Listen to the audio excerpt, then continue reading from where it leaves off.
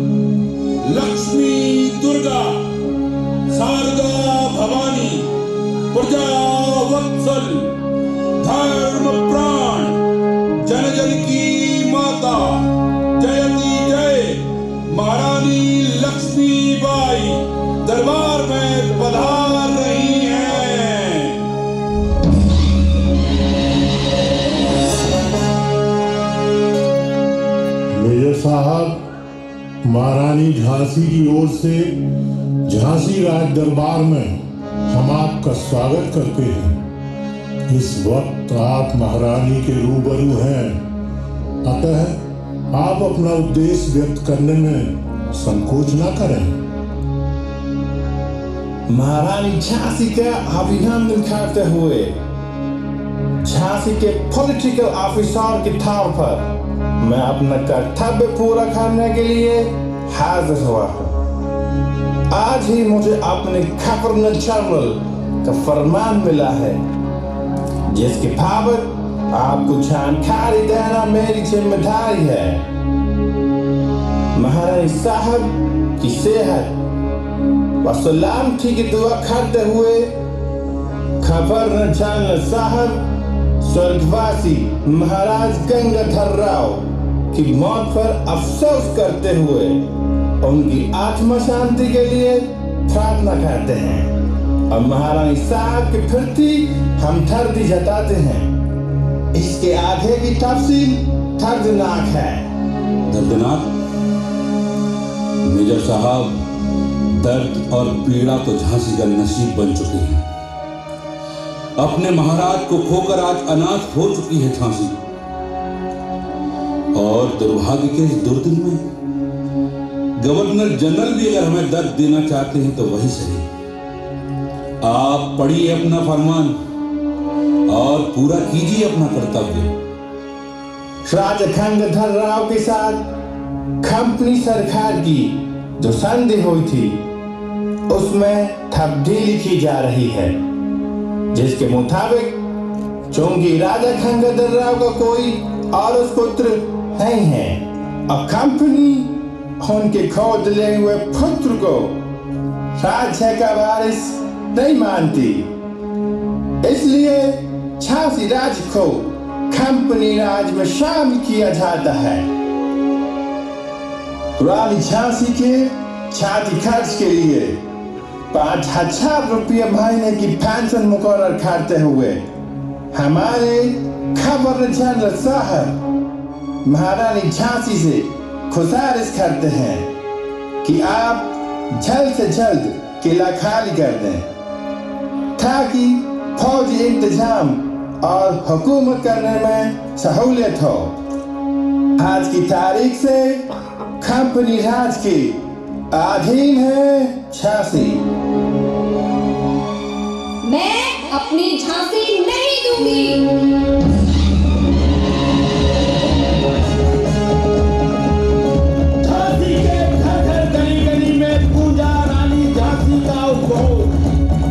नहीं दूंगी मैं अपनी झांसी, जन जन में जागा नया जोश।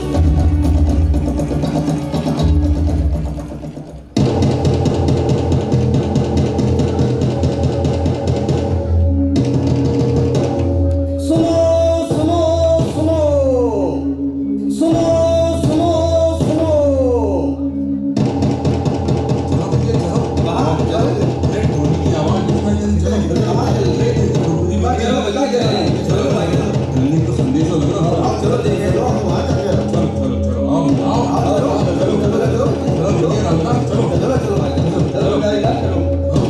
खलक खुदा का, मुल्क बादशाह का, राज कंपनी बहादुर का। सुनो सुनो अहले झांसी के बासिंदों, सुनो सुनो।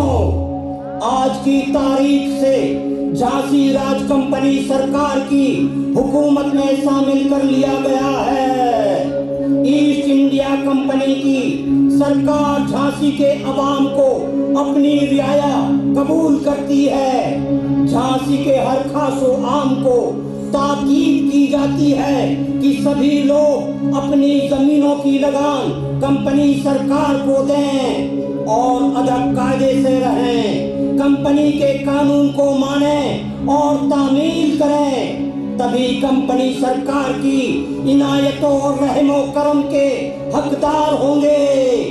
इसके साथ ही ये भी ताकीद की जाती है कि जो कोई भी हुक्म बदूली करेगा उसे बागी समझा जाएगा और बगावत करने वाले को सख्त से सख्त सजा दी जाएगी। सुनो सुनो सुनो। का झांसी हाथ से निकल गई? अब इतने फिरंगियन की हुकूमत हुई है और हम सब हो गए गुलाम। इतनी बड़ी विपदा आन पड़ी, हमारी आजादी छिन गई, अब हम क्या करेंगे? अरे क्यों हाय तौबा मचा रहे हो? फिरंगियों की हुकूमत में अंधेर नहीं होगा। राजा प्रजा सबके साथ एक जैसा बर्ताव किया जाएगा, सबको रोजगार मिलेगा, सभी के तीनों मजहब बरकरार रहेंगे, सबको अपना अपना धर्म कर्म की छूट होगी। और तो तू है फिरंगियन का वकील, इन्हें पहचान लो भैया लोग। ये है नवाब अली बहादुर के कारिंदा पीर अली। यही लोग हैं झांसी में फिरंगियन के वफादार और देश के गद्दार। मारो मारो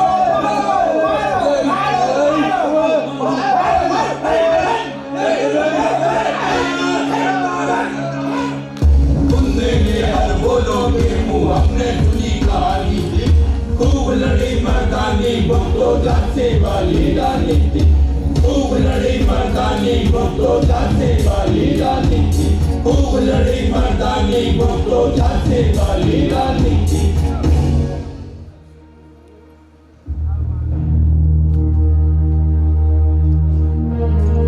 गवर्नर जनरल के पत्र पर हमने अच्छी तरह विचार किया है। स्वर्गीय महाराज के साथ की गई संधि में मनमाना परिवर्तन करने का अधिकार उन्हें किसने दिया? वस्तुतः इन फिरंगियों की चालबाजी थी। कारी व दगाबाजी का प्रमाण पत्र है वह फरमान। तो क्यों न विलायत में अपील की जाए, मुकदमा लड़ा जाए अपने अधिकार के लिए। अधिकार? विलायत में अपील करने और मुकदमा लड़ने के बावजूद क्या पेशवा नाना साहब को अपना अधिकार प्राप्त हुआ अथवा सतारा के प्रताप सिंह को अपनी गद्दी वापस मिली? नहीं ना। हमें अंग्रेजों से किसी न्याय की आशा नहीं है। अधिकार के लिए संघर्ष करना होगा और संघर्ष के लिए शक्ति चाहिए। फिर भी एक बार प्रयत्न करने में क्या हर्ज है भाई साहब? मैं अपने वकील लक्ष्मण राव के साथ खुद कलकत्ते जाऊंगा और गवर्नर जनरल के दरबार में कंपनी सरकार के दरबार में अपील करेंगे आप? महारानी झांसी की ओर से आवेदन करते हुए एक विधवा के लिए सहानुभूति और रियायत की मांग करेंगे, दया की भीख मांगेंगे? नहीं मंत्री जी, बहुत हुआ और अपमान असह्य है हमारे लिए। हमें प्रतिशोध लेना होगा, झांसी के अपमान का प्रतिशोध। प्रतिशोध? मगर किसके बल पर? झांसी राज के सैनिकों को 6 महीने का वेतन देकर सेना का विघटन कर दिया गया है। इसलिए मेरी सम्मति है कि हम सब समय की प्रतीक्षा करें और नगर से दूर पहाड़ों जंगलों में सेना का संगठन करें। आपके कहने का तात्पर्य क्या है भोपटकर जी? श्रीमंत, मेरी राय में आप दिखावे के लिए ही सही फिरंगियों की बात मान लीजिए। आप यथाशीघ्र इस किला को छोड़कर सामने वाले महल में चली जाएं और बिना किसी प्रतिवाद के अंग्रेजों की पेंशन स्वीकार कर लें। क्या कह रहे हैं आप? फिरंगियों के लिए अपना किला छोड़ दूं? उनकी दी हुई पेंशन स्वीकार कर लूं? नहीं, ये नहीं हो सकता। ये रणनीति है श्रीमंत। इस प्रकार से आपकी स्वतंत्रता बनी रहेगी। आप अपनी योजना के अनुसार काम कर सकेंगी और अंग्रेजों को किसी किस्म की शंका भी ना होगी। अब कुछ कुछ समझ में आ रही है आपकी रणनीति। ठीक है, सुंदर और मुंदर, तुम दोनों जाकर हमारा सामान बांधना शुरू कर दो। कल सुबह तक हम ये किला खाली कर देंगे। जो आज्ञा रानी साहब।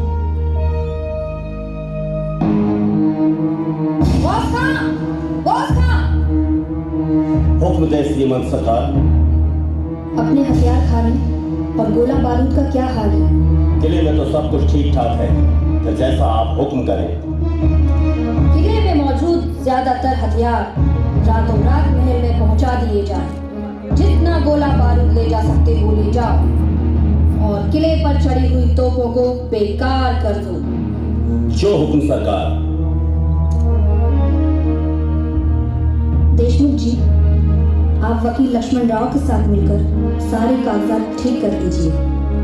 रेजिडेंट को संदेश दे दीजिए कि मुझे उनकी सभी शर्तें मंजूर हैं। दूसरी तरफ अपनी रियासत के ईमानदारों, वतनदारों और जमींदारों से लगान वसूली का हिसाब साफ कर लीजिए। झांसी राज्य पर अंग्रेजों के अधिकार से पहले हम स्वयं अपने राज्य की प्रजा से मिलना चाहते हैं। जाइए, इंतजार कीजिए। जो आज्ञा श्रीमंत भाई साहब। आपके परामर्श से मुझे स्वराज का मार्ग सूझने लगा है। आप पेशवा नाना साहब से संपर्क कीजिए और उनकी योजना के बारे में हमें बताइए। श्रीमंत, पेशवा नाना साहब से मैं लगातार संपर्क में हूँ। इस समय वे बिठूर में नहीं है, छद्मवेश में तीर्थ यात्रा कर रहे हैं। संभवतः 2-4 दिनों में वे स्वयं झांसी पहुंच जाएंगे। फिर ठीक है, चलिए हम लोग भी अपनी योजना पर कार्य आरंभ करें।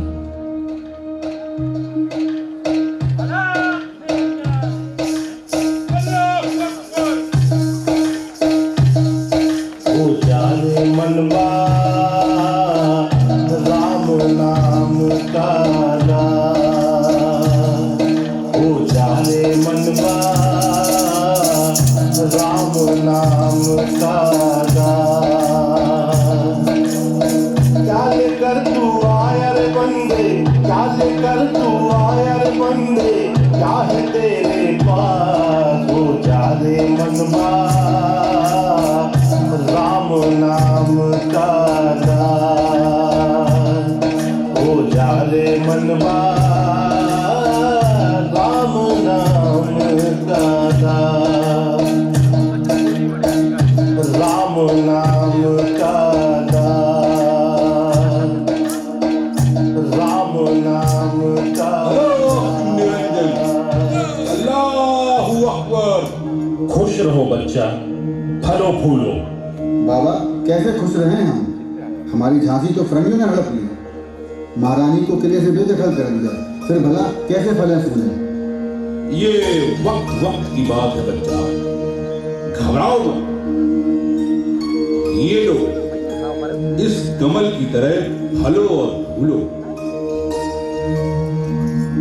भाई, हम लोग बड़ी दूर से चलकर महारानी झांसी के दर्शन करने के लिए आ रहे हैं। क्या हमें दर्शन की भिक्षा नहीं देंगी महारानी? रानी माँ के दर्शन? ठहरो, जाओ रानी माँ को खबर करो। ओ जाने मनवा राम नाम का ओ जाने मनवा राम नाम का। चलिए बाबा, श्रीमंत सरकार रानी माँ तो बुला रही हैं। क्या लेकर तू आया रे बंदे, क्या लेकर तू आया रे बंदे, क्या है तेरे पास। ओ जाने मनवा राम नाम का ओ जाने मनवा राम नाम का।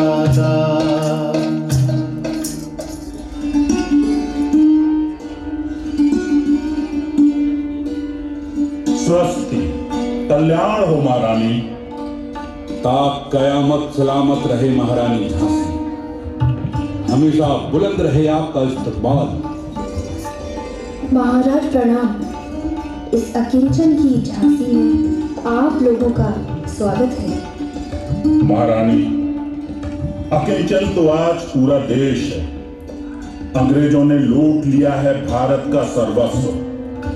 हमारी धरती और आकाश के स्वामी बन गए हैं ये तिजारती अंग्रेज। आज देश का बच्चा बच्चा गुलाम हो चुका है। इन विषम परिस्थितियों में आप अपने को अकिंचन अकेला ना समझे महारानी। आपकी आवाज कुछ जानी पहचानी सी लग रही है। बहुत तेज नजर है हमारी छवि। दत्तू भैया। कल्याण हो मनु, अब मैं भी पहचानो। भला कौन नहीं पहचानता आपके दोस्त और दीवान अजमल खान को। मरहबा रानी साहब, आपकी तेज नजर और दानिशमंदी के कायल हो गए। श्रीमंत, रानी साहब को पैगाम देकर यहाँ की कमान सौंप बेहतर होगा। श्रीमंत, पहले आप लोग भीतर चलें, भोजन विश्राम करें, फिर बातें होंगी। विश्राम करने का समय नहीं है मनु। इस समय तुम्हारा ये भाई अपनी बहन के द्वार पर कुछ मांगने आया। भैया, आज आपकी बहन अपना सब कुछ खोकर अकिंचन हो गई है। फिर भी जो कुछ है, अपने आप को अकिंचन मत समझो बहन। आज इस भारत भूमि के रखवाले सारे राजे महाराजे नवाब शहंशाह अंग्रेजों की दी हुई पेंशन पर जी रहे। अपनी आजादी अंग्रेजों को सौंप कर सबने गुलामी मोल ले ली है। आप ही बताइए, इस गुलामी से छुटकारा कैसे मिलेगा? गुलामी से मुक्ति के लिए प्राणों की बाजी लगाकर तुम्हें इस क्षेत्र की कमान संभालनी होगी। ये लो, संभालो अपनी कमान, आजादी का निशान। आजादी का निशान? रोटी और कमल? हाँ, हमारा मुक्ति चिन्ह है ये रोटी और कमल। हमारे मुक्ति संग्राम का पैगाम है ये रोटी और उपहार है कमल का फूल। हमने अपना ये पैगाम बंगाल से जालंधर तक अंग्रेजों की छावनियों में देसी सिपाहियों के बीच स्वयं जाकर दिया है। हर जगह चर्बी लगे नए कारतूसों को लेकर सिपाहियों का असंतोष हमने देखा। इन कारतूसों को लेकर हिंदू मुसलमान सभी एक हैं, कोई उसे नहीं छूना चाहता। सिपाहियों के असंतोष की इस चिंगारी को हमने हवा दी। अब सभी हमारा साथ देने के लिए तैयार हैं। छावनी के सिपाहियों के बरतरफ श्रीमंत ने दिल्ली के शहंशाह, अवध की बेगम, फैजाबाद के नवाब मौलवी अहमद शाह, जगदीशपुर के ठाकुर कुंवर सिंह और बानपुर के मदन सिंह को कुछ गिने चुने सरदार और जमींदारों को भी ये तोहफा बजाकर खुद दिया है और सभी से वक्त पर साथ देने का वादा दिया है। आप लोग इतनी तैयारी कर चुके और यहाँ हमें जरा भी खबर नहीं। हाँ, तुम्हारे पास आखिर में आया क्योंकि तुम बिल्कुल पड़ोस में, फिर भी तुम्हारे बारे में हमें सारी जानकारी मिलती रही। झांसी के अंग्रेजों द्वारा अधिग्रहण से सभी राजा और नवाब भयभीत हैं। दूसरी ओर सिपाहियों में नई कारतूस को लेकर रोष है। सामान्य किसान, कारीगर, व्यापारी, प्रजाजन सभी शोषित और बेहाल हैं। सभी फिरंगियों के शिकंजे से आजाद होने के लिए छटपटा रहे हैं। ऐसी परिस्थितियों में खुद ब खुद शुरू हो जाएगा मुक्ति संग्राम। अब तुम्हें कमान संभालनी है, बोलो तैयार हो?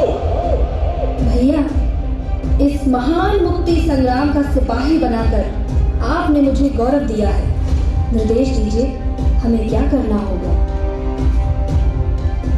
ये रोटी और कमल हमारा पैगाम ही नहीं, संघर्ष का संकल्प है। इस रोटी का एक निवाला खुद खाकर अपने खास लोगों में बांटो, फिर दूसरी रोटियों और कमल के फूलों के साथ झांसी के घर घर, गांव गांव में अपना संदेश भेज दो। अब समय बिल्कुल नहीं है। तुम झांसी संभालो, तात्या काल भी संभालेंगे। बिटूर और कानपुर अजमल खान के साथ खुद हम संभालेंगे।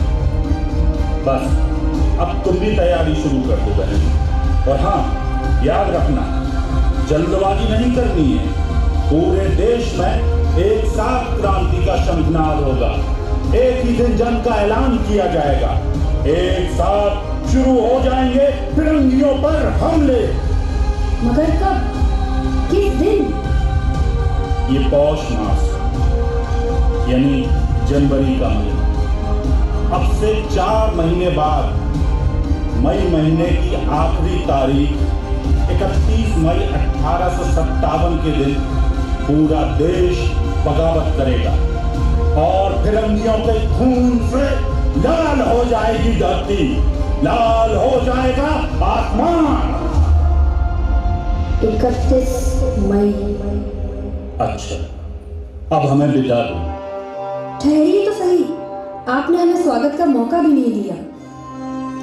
ये स्वागत, सत्कार, उत्सव समारोह सब कुछ फिरंगियों से मुक्ति के बाद तात्या के जरिए हम तुम्हें संदेश भेजते रहेंगे। अब तुम अपनी तैयारी आरंभ कर दो और याद रखना, हमारे स्वतंत्रता के इस महासंग्राम की रणचंडी हो तुम। अच्छा, विदा लेता। प्रणाम श्रीमान। रोटी और कमल, रोटी और कमल, संकल्प और मुक्ति संकल्प, रोटी और कमल, संकल्प मुक्ति संकल्प, रोटी और कमल। महारानी लक्ष्मीबाई की प्रेरणा पाकर गांव-गांव में पहुंचने लगी रोटियां। रोटियों के निवाले खाकर लोगों ने संकल्प लिया। सबके हृदय सरोवर में खिल उठे क्रांति के रक्त कमल। देखते देखते वसंत आ गया। रक्त कमल के लाल रंग से लाल हो गई धरती, लाल हो गया आसमान, और समय से पहले ही फूट पड़ा क्रांति का ज्वालामुखी। 29 मार्च 1857 ईस्वी के दिन बैरकपुर की फौजी छावनी में गाय और सुअर की चर्बी से बनी कारतूस के इस्तेमाल की कशमकश में सिपाही मंगल पांडे ने बंदूक उठाई और सामने आए फिरंगियों का सफाया करते हुए शहीद हो गए। 10 मई 1857 ईस्वी मेरठ की फौजी छावनी में भी इन्हीं कारतूसों के सवाल पर सिपाहियों ने बगावत कर दी और मेरठ के तमाम अंग्रेज अफसरों का सफाया करते हुए 11 मई की सुबह मेरठ के सिपाही दिल्ली जा पहुंचे। दिल्ली की छावनी के सिपाहियों ने भी मेरठ के सिपाहियों का साथ दिया और दिल्ली के अंग्रेजों का सफाया करते हुए दिल्ली को भी अपने कब्जे में ले लिया। सभी लाल किले जा पहुंचे।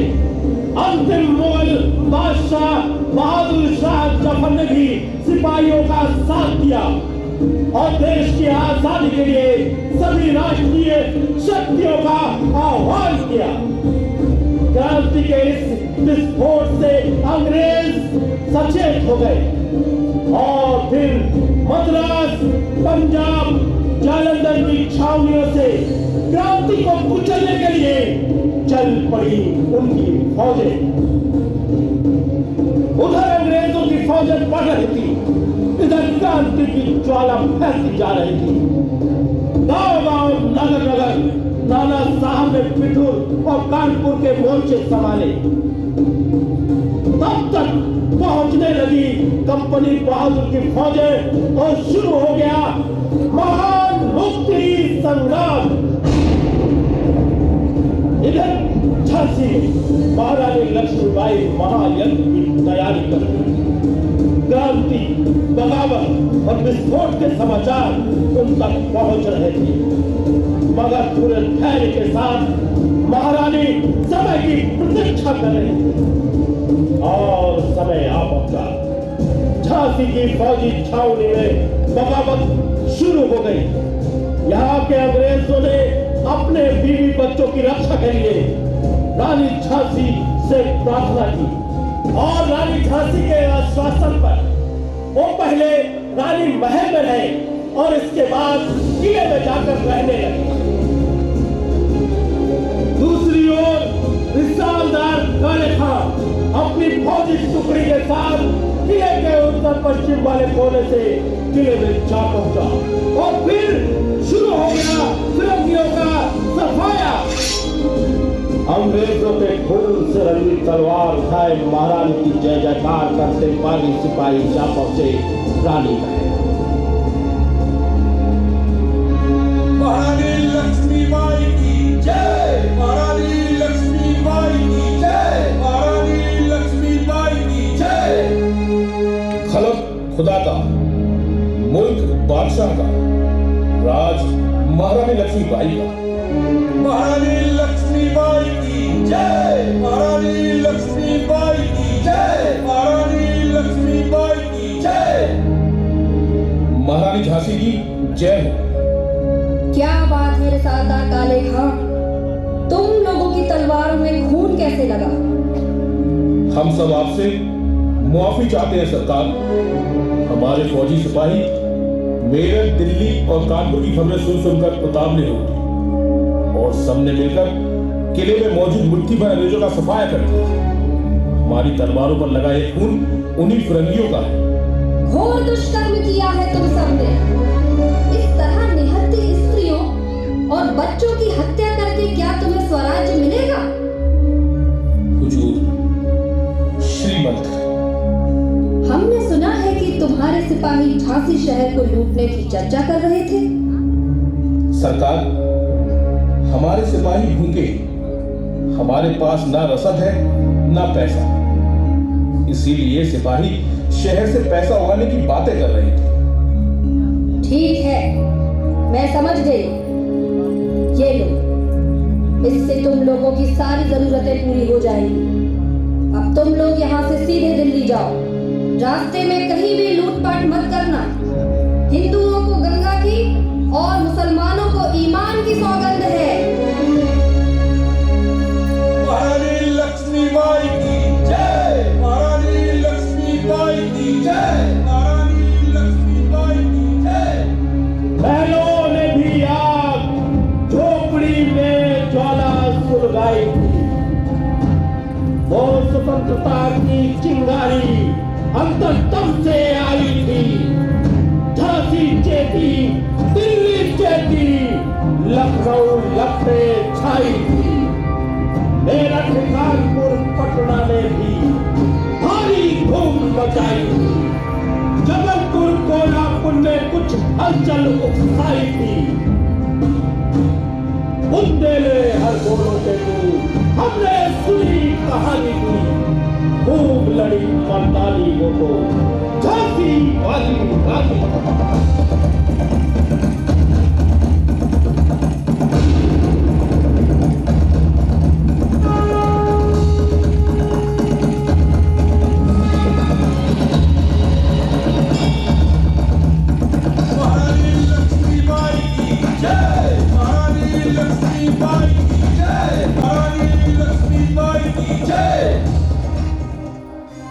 झांसी वासियों, आपके पुण्य संकल्प और सिपाहियों की बहादुरी से आज झांसी आजाद है। स्वतंत्रता के इस पुण्य पद पर आप सबको मेरी बधाई। महारानी लक्ष्मीबाई की जय। महारानी लक्ष्मीबाई की जय। महारानी लक्ष्मीबाई की जय। ये समय जय जयकार करने का नहीं है। इस क्षणिक आजादी को पाकर ये मत भूलिए कि अंग्रेज फिर हमला करेंगे। ये वक्त जश्न मनाने का नहीं है, तैयारी करने का है। हमें फिरंगियों के हमले का मुंहतोड़ जवाब देने के लिए पूरी तैयारी करनी है। हमारे पास अब समय नहीं है। हमें हथियार जुटाने हैं, रसद जुटानी है, फौजें तैयार करनी है। श्रीमद सरकार की जय। क्या बात है खुदा बख्श, तुम इतने उत्तेजित क्यों हो? श्रीमद, झांसी के आजाद होने की खबर पाते ही भाऊ सदाशिव राव ने कलेरा के किले पर कब्जा कर लिया है। क्या? भाऊ सदाशिव राय? देख लिया आपने। एक पल का मौका पाते ही गद्दार अपनी चाल चलने लगे। अब आप लोग युद्ध की तैयारी कीजिए और घर के गद्दारों पर नजर रखिए। ठाकुर जवाहर सिंह और खुदा बख्श, आप लोग अपने दस्ते के साथ हमारे पीछे आइए। हम इसी वक्त कलेरा की ओर कूच करेंगे। महारानी लक्ष्मीबाई की जय। महारानी लक्ष्मीबाई की जय। महारानी लक्ष्मीबाई की जय। महारानी लक्ष्मीबाई की जय। महारानी लक्ष्मीबाई की जय। महारानी लक्ष्मीबाई की जय। बुंदेले हर गोलों के दूर हमने सुनी कहानी की। खूब लड़ी मर्दानी वो तो झांसी वाली रानी।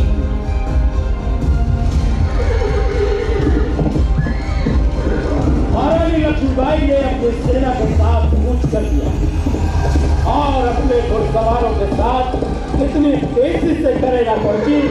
नाम के महाराज सदाशिवराव को लड़ने का मौका ही न मिला। रानी ने पहुंचते ही किले को ऐसा घेरा कि सदाशिवराव भागकर मुश्किल से अपनी जान बचा पाया। भागते भागते उसने सिंधिया के राज्य नरवर में जाकर दम लिया और सिंधिया से सहायता की याचना की। रानी लक्ष्मीबाई ने नरवर को घेरा डालकर सदाशिवराव को गिरफ्तार कर लिया और झांसी लाकर कारागार में बंद कर दिया। अपनी रानी के इस विजय अभियान से झांसी की प्रजा में नया जोश जाग उठा। विंध्य पर्वतमाला के बीच सुलगने लगी क्रांति की ज्वाला। कानपुर के राजा मर्दन सिंह और शाहगढ़ के राजा बख्तवली ने पत्र लिखकर मुक्ति संग्राम में रानी का नेतृत्व स्वीकार किया। वर्षा ऋतु आरंभ हो गई। प्रचंड वर्षा के बीच रणचंडी का अभियान जारी था। इसी बीच सूचना मिली कि बलवा सागर की ओर से डाकू सागर सिंह का उत्पात काफी हो गया है। रानी ने उसे गिरफ्तार करने के लिए पहले खुदा बख्श को एक दस्ते के साथ भेजा, फिर एक छोटी सी टुकड़ी लेकर खुद की जा पहुंची बलवा सागर। पहले हमले में खुदा बख्श को घायल करते हुए सागर सिंह निकल पड़ा, मगर रानी झांसी ने उसे खिसरी के जंगल में गिरफ्तार कर लिया। रानी के समक्ष सागर सिंह ने अपने तमाम साथियों के साथ समर्पण कर दिया और रणचंडी का आशीर्वाद लेकर मुक्ति संग्राम का सिपाही बन गया। इस बीच झांसी के गद्दार नवाब अली बहादुर के पहचाने में आकर टीकमगढ़ के दीवान नक्शे खाने 20,000 सैनिकों के साथ झांसी पर आक्रमण किया। रानी ने इस हमले का मुंहतोड़ जवाब दिया। नक्शे खां और अली बहादुर किसी तरह अपनी जान बचाकर भाग निकले। झांसी की प्रजा ने विजय की प्रतिमूर्ति रणचंडी का अभिनंदन किया।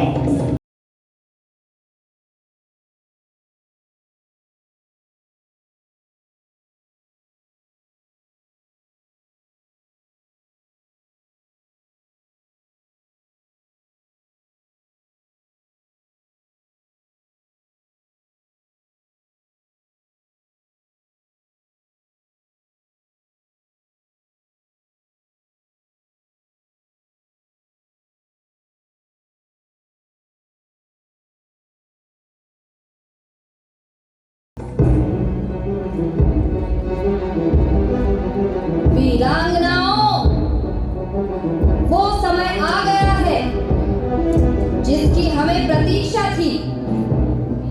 अंग्रेज अपनी विशाल सेना के साथ झांसी की ओर बढ़ रहे हैं। इसके पहले कि उनकी फौजें झांसी को घेरकर मोर्चा बांधना शुरू करें, हमें अपने हर मोर्चे को मजबूत कर लेना होगा। चारों ओर से अंग्रेजों को घेरकर हमें यही झांसी की मिट्टी में दफन कर देनी है। East India company. हर हर महादेव, हर हर महादेव, हर हर महादेव, हर हर महादेव। अरे, हमारे सभी सेना नायक एक साथ, कोई खास बात? श्रीमंत, हम सब अंतिम युद्ध की तैयारी करके आपका आशीर्वाद लेने आए हैं। अभी युद्ध तो आरंभ हुआ नहीं और आप अंत की सोचने लगे? ठाकुर जवाहर सिंह, अभी हमें फिरंगियों की चाल समझनी है और फिर मुकाबला करना है। आप लोगों को अंग्रेजों की फौज के बारे में जो भी जानकारी हो हमें बताएं। श्रीमंत, राहतगढ़ के नवाब खान बहादुर की शहादत के बाद अंग्रेजों की लूटमार और आगजनी का शिकार हो गया राहतगढ़। वहां से अपनी जान पर खेलकर पठान सिपाही झांसी आ पहुंचे। सभी हाथिया ताल के पास ठहरे हैं। उनका नायक कौन है? श्रीमंत, सरकार के हुजूर में इस नाचीज पठान गुल मोहम्मद का सलाम। हुजूर से दरख्वास्त है कि आज़ादी की इस जंग में हमें भी अपना मुवाक़िद कहलाने का मौका दें।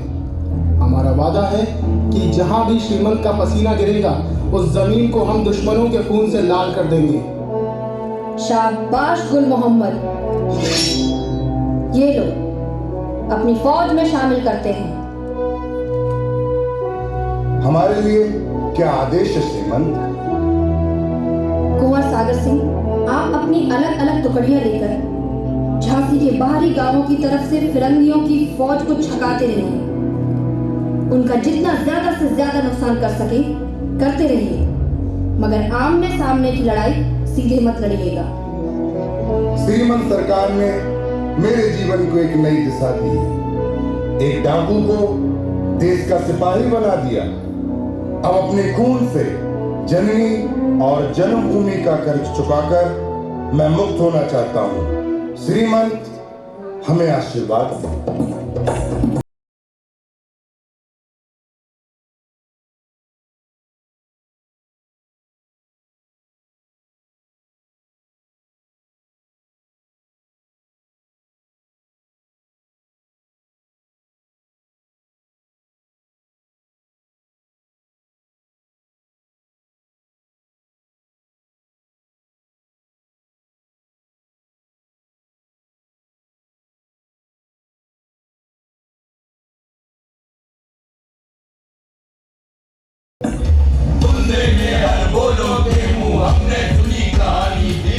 खूब लड़े मर्दानी भक्तो जाते बलिदानी थी। खूब लड़े मर्दानी भक्तो जाते बलिदानी थी। खूब लड़े मर्दानी भक्तो जाते बलिदानी थी। 20 मार्च 1858 ईस्वी जनरल हीरोज ने एक बड़ी फौज के साथ झांसी को चारों ओर से घेर लिया। शहर से लगभग 3 मील दूर अंग्रेजों ने अपनी छावनी डाल दी। गौस खां की कड़क बिजली और भयंकर तोपों के निशाने पर थी फिरंगियों की छावनी। महारानी लक्ष्मीबाई ने हर मोर्चे का मुआयना किया। अपने सभी सेनानायक को अलग अलग मोर्चों की जिम्मेदारी सौंपी। अपनी महारानी की प्रेरणा से झांसी के नगर नगर और गांव के स्त्री पुरुष बच्चे सभी जंगे आजादी के सिपाही बन गए। सब में एक नया जोश था, एक नई उमंग थी। महारानी ने अपने पिता मोरोपंत तांबे को राजकोष की जिम्मेदारी सौंपी, जिसे लेकर वे दतिया की ओर रवाना हो गए। इसके साथ महारानी लक्ष्मीबाई ने अपने दत्तक पुत्र दामोदर राव की जिम्मेदारी महामंत्री रामचंद्र देशमुख को सौंपी। इस तरह और भी सारे इंतजाम करने के बाद रानी ने फौज की कमान स्वयं संभाली। 23 मार्च 1858 ईस्वी जनरल हीरोज ने झांसी पर आक्रमण किया। युद्ध आरंभ हो गया। झांसी शहर में गिरने लगे बारूदी शोले। बारूदी शोलों का जवाब देते हुए गौस खां की तोप आग बरसाने लगी। मोती आई और गौस खां की गोलाबारी से फिरंगी थरथरा उठे, उनके हौसले टूटने लगे। मगर घायल देश का इतिहास गद्दारों ने फिरंगियों की मदद की। अली बहादुर के गरिंदा पीर अली ने दुल्हादु को अपने साथ मिला लिया। फिरंगियों से प्रलोभन पाकर पीर अली और दुल्हादु ने ओछा फाटक की साकल खोल दी।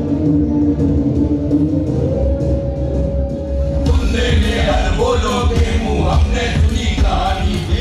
खूब लड़ी मर्दानी भक्तो जाते बलिदानी थी। खूब लड़ी मर्दानी भक्तो जाते बलिदानी थी। खूब लड़ी मर्दानी भक्तो जाते बलिदानी थी।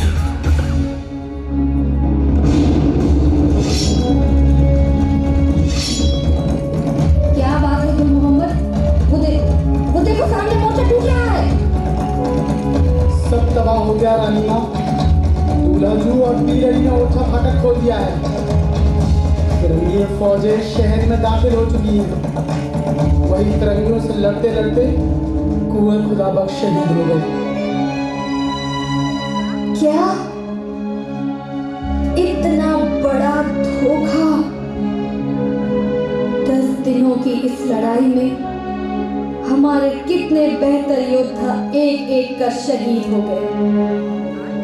कुंवर सागर सिंह, गौस खां, मोती बाई और खुदा बख्श के साथ हमारी दुर्गा सेना और फौज के हजारों सिपाही और निहत्थे प्रजाजन शहीद हो गए। मगर आज इस गद्दारी ने हमें आहत कर दिया है। हौसला बनाए रखिए श्रीमंत, और हो सके तो इसी वक्त झांसी छोड़ दीजिए। क्या कह रहे हैं आप? वही जो वक्त की पुकार है। आप सुरक्षित रहेंगी तो जारी रहेगा ये मुक्ति संग्राम। ठीक है, हम इसी वक्त कार्पी की ओर कूच करेंगे। हमें मालूम है कि हमारे यहाँ से जाते ही झांसी पर अंग्रेजों का कब्जा हो जाएगा। मगर आप लोग घबराइएगा मत। कार्पी से तात्या की फौज को साथ लेकर हम जल्द ही झांसी को आजाद करा लेंगे। देशमुख जी, आप दामोदर को साथ ले लीजिए। गुल मोहम्मद, तुम्हारे लाल कुर्ती वाले पठान हमारी बची कुची दुर्गा सेना को घेर कर हमारे साथ ले चले। चलो, अपने अपने हथियार उठाओ, घोड़े तैयार करो और चल पड़ो। जय भवानी, जय भवानी, जय भवानी, जय भवानी, जय भवानी, जय भवानी। तुमने निहाल बोलो के मुंह अपने चुनी कहानी थी। खूब लड़ी मर्दानी भक्तो जाते वाली रानी थी। खूब लड़ी मर्दानी भक्तो जाते वाली रानी थी। खूब लड़ी मर्दानी भक्तो जाते वाली रानी थी। 5 अप्रैल 1858 ईस्वी रानी लक्ष्मीबाई के झांसी छोड़ने के बाद दूसरे ही दिन अंग्रेजों ने झांसी पर कब्जा कर लिया और फिर शुरू हो गया लूटपाट, आगजनी और कत्लेआम का सिलसिला। दतिया जाते हुए रानी के पिता मोरोपंत तांबे को गिरफ्तार कर लिया गया। झांसी में उन्हें लाकर और उनके साथ सारे वफादारों को फांसी के फंदे पर लटका दिया गया। इस अत्याचार के बावजूद झांसी की जनता में कायम था जंगे आजादी का जज्बा। प्रजाजन अपनी रणचंडी का इंतजार कर रहे थे। उधर बीहड़ों को लादते हुए रानी अपने साथियों के साथ 100 मील दूर काशी पहुंची। वहां तात्या टोपे और राव साहब के साथ मंत्रणा करके दूसरे ही दिन सबको साथ लेकर ग्वालियर के किले पर कब्जा करने के लिए चल पड़ी। रानी के आगमन की खबर सुनकर ग्वालियर का राजा राव सिंधिया भागकर अंग्रेजों की शरण में आगरा पहुंच गया। इधर ग्वालियर के सिपाहियों और जनता ने रानी का स्वागत किया। ग्वालियर का किला हाथ आते ही राव साहब की महत्वाकांक्षा जाग उठी। रानी लक्ष्मीबाई की मर्जी के खिलाफ श्रीमंत राव साहब पेशवा का राज तिलक हुआ। शहनाइयां बजी, इनामों इकराम बांटे गए। कलाकारों ने अपनी कला का प्रदर्शन किया। राव साहब और उनके सैनिक भोग विलास में डूब गए। राव साहब के पेशवाई के आडंबर के बीच वीरांगना रानी लक्ष्मीबाई बिल्कुल अकेली पड़ी। उनको अंग्रेजों के एक एक कदम की सूचना मिल रही थी। वो चिंतित थी। देखते देखते सब कुछ बदल गया। ब्रिगेडियर स्मिथ और लेफ्टिनेंट स्टुअर्ट की कमान से फौरंगी फौजें ग्वालियर को घेरते हुए बढ़ती चल रही थी। आखिर रानी ने फैसला कर लिया। बोलो के मुंह हमने सुनी कहानी थी, खूब लड़ी मर्दानी वो तो जाते वाली रानी थी, खूब लड़ी मर्दानी वो तो जाते वाली रानी थी, खूब लड़ी मर्दानी वो तो जाते वाली रानी थी। हमने फैसला कर लिया है। यहाँ की परिस्थितियों को देखते हुए अब हम अंतिम युद्ध के लिए तैयार हैं। देशमुख जी, आप दामोदर राव को संभालिए। ठाकुर जवाहर सिंह और नायक गुल मोहम्मद, आप दोनों युद्ध में हमारे साथ रहेंगे। कल सवेरा होते ही फिरंगियों की फौज हमला करेगी और इस युद्ध में हम खुद सामने की लड़ाई लड़ेंगे। और एक बात याद रहे, हमारी मृत्यु के बाद कोई फिरंगी हमारी लाश को छूने ना पाए। क्षमा क्षमा करे रानी बहन। क्षमा? श्रीमंत पेशवा राव साहब, जाइए नृत्यशाला में नृत्य का आनंद लीजिए। तलवारों की झनकार से आपके कान बहरे हो जाएंगे। क्षमा कीजिए बहन, हम तो इस काबिल भी नहीं कि आपके सामने खड़े हो सकें, आपसे क्षमा मांग सकें। अंग्रेजों ने हमें तीन तरफ से घेर लिया है। आपने क्या किया तात्या? इस महायुद्ध के सेनापति हैं आप। यहाँ ग्वालियर पहुंचकर 10 दिनों से क्या करते रहे आप? इस बीच ना तो आपकी फौज ने कवायद की, ना मोर्चे बनाए और ना निशाने पर तोपे बैठाए। फिरंगियों पर फतेह पाने से पहले ही पेशवाई का आडंबर फैलाकर नृत्य गान और भोग विलास में डूबे रहे आप लोग। जाइए फिरंगियों के पैर पकड़कर क्षमा मांगिए, आत्मसमर्पण कीजिए। मेरा रास्ता अलग है। अब और व्यंग ना कीजिए रानी बहन, आपसे अनुरोध है कि आप सेना की कमान संभालें। हमारे सिपाही आपके हुक्म का इंतजार कर रहे हैं। यानी हुक्म देकर हम उन्हें सीधे मौत के मुंह में ढकेल दें? नहीं तात्या, नहीं। हमने फैसला कर लिया है। इस युद्ध में हम मृत्यु का वरण करेंगे। अब आप लोग की जो मर्जी हो कीजिए। फिरंगियों के आगे समर्पण करके पेशवाई संभालिए या मैदान छोड़कर भाग जाइए।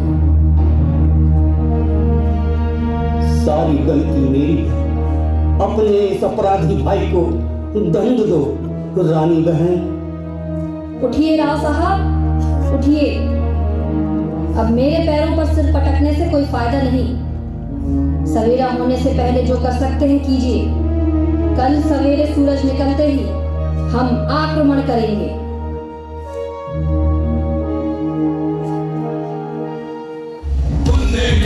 बोलो के मुंह हमने सुनी कहानी थी, खूब लड़ी मर्दानी वो तो जाते वाली रानी थी, खूब लड़ी मर्दानी वो तो जाते वाली रानी थी, खूब लड़ी मर्दानी वो तो जाते वाली रानी थी। 17 जून 1858 ईस्वी सूरज निकलते ही तोपें गर्म हुई और मैदान में कूद पड़ी महारानी लक्ष्मीबाई। रानी की व्यूह रचना और प्रचंड आक्रमण से अंग्रेजों के पैर उखड़ने लगे। उनकी सारी मोर्चेबंदी टूट गई। उनकी पलटन के हजारों सिपाही मारे गए। ब्रिगेडियर स्मिथ ने खुद बिगुल बजाकर अपनी फौज को लौटने का आदेश दिया। दोपहर तक लड़ाई खत्म हुई। युद्ध से लौटकर रानी ने अपने सिपाहियों के लिए खुद खाना पकाया। उन्हें अपने हाथों से पूड़ियां परोसी। रानी के हाथ की गोलियां खाते हुए सिपाही अपनी रणचंडी नए मातृ वत्सल को देखकर आत्मविभोर और गदगद कंठ से गाँव 18 जून 1858 सूरज निकलने से पहले रानी ने गीता का पाठ और उसने फिर जिन्हें बख्तर बसा हथियार संभाले और डरने दामोदर राव को अपनी पीठ पर बांधकर घोड़े पर सवार 18 जून 1858 ईस्वी सुबह 5:12 पर सूरज निकला। तोपे गर्म उठी और शुरू हो गया घमासान युद्ध। युद्ध आरंभ होते ही बाली ने अपनी दुर्गा सेना के साथ फिरंगियों की फौज पर कहर बरपा दिया। दूसरी ओर तात्या की तोपों ने अंग्रेजों की हर मोर्चे बंदी तोड़ दी। फिर अंग्रेजी फौज के दूसरे दस्ते ने हमला किया, जिसका मुकाबला करते हुए दुर्गा सेना की ज्यादातर सैनिक शहीद हो गए, मगर घोड़ा अड़ गया। कुछ अंग्रेजों ने घायल रानी का पीछा किया, लेकिन लाल कुर्ती वाले पठानों के साथ गुल मोहम्मद ने उन अंग्रेजों का सफाया कर दिया। अड़ियल घोड़े से उतरकर रानी किस तरह बाबा कल्यादास की कुटिया तक पहुंची।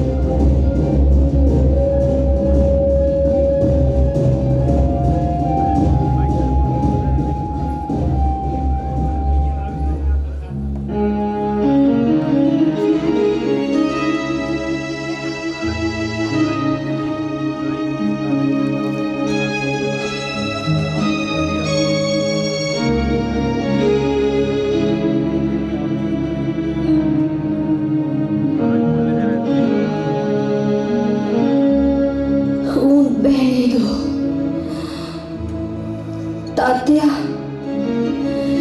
इस पवित्र मिट्टी में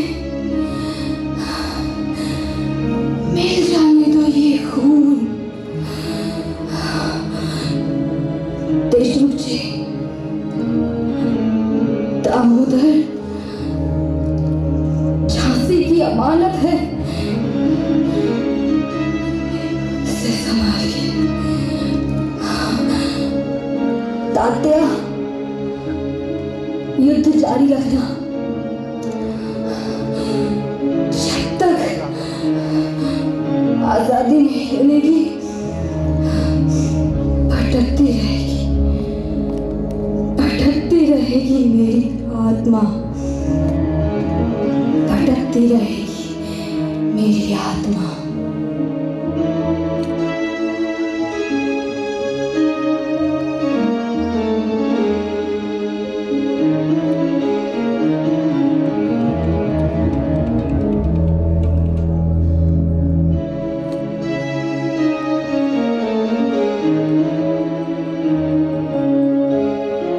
रानी बहन, आपके चरणों की सौगंध, हम सब अपनी आखिरी सांस तक लड़ते रहेंगे। आजादी मिलने तक जारी रहेगा हमारा ये मुक्ति संग्राम।